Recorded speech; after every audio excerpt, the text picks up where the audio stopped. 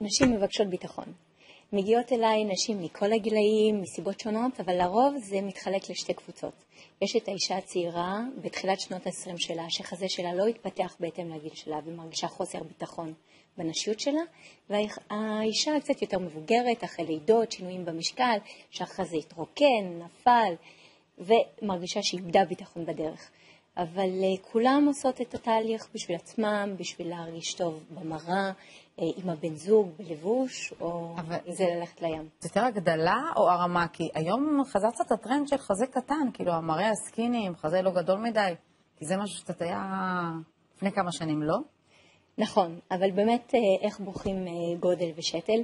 אז אני רואה לעתים קרובות נשים עם מספרים בראש, שמגיעות והן מכירות אישה שעברה הגדלה עם שתל מסוים, והן רוצות יותר קטן, יותר גדול, אבל מאוד חשוב להבין שאותו שתל לא נותן אותה תוצאה אצל שתי נשים שונות. אז איך באמת בוחרים שתל? אחרי בדיקה של המטופלת, היא מודדת שתלים חיסוניים בתוך חזייה מול מראה, בהתאם לגוף שלה, ואז רואים למה היא מתחברת, והיא לא מודעת למספרים. אוקיי. אני גם נעזרת... לא אומרת לה את הנפח. לא, אני לא אומרת לה מספרים. אני רק... כמו לא להישקל. כן. אני רק מעט, כי עוד פעם, אותו שתל לא נותן אותה תוצאה. למה? בגלל המבנה האנטומי? בדיוק. ואני גם נעזרת בתוכנית תלת מימד שעוזרת למטופלות לדמיין את עצמן, בדיוק, הדמיה, אחרי הניתוח. והצורות שונות? יש צורות שונות של שתלים, לא? יש שתי צורות. יש שתל עגול ושתל הגס.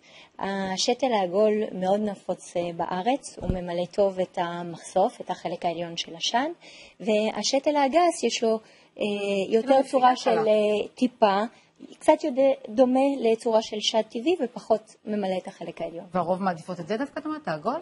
בארץ כן. באמת? כן. זה קטע.